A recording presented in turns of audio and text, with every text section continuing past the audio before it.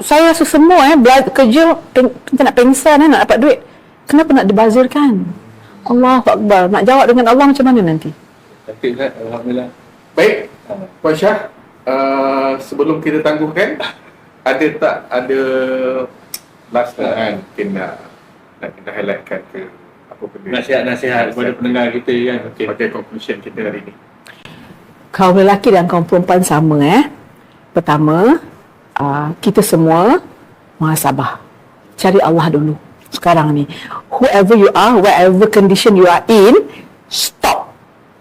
Pause. Susah macam mana pun. Rasa macam nak bunuh diri dah. Pause. Tarik nafas. Ngadu dengan Allah. Allah, aku tak mampu. Ya Allah, aku tak mampu. Itu yang pertama Yang kedua, the most difficult part.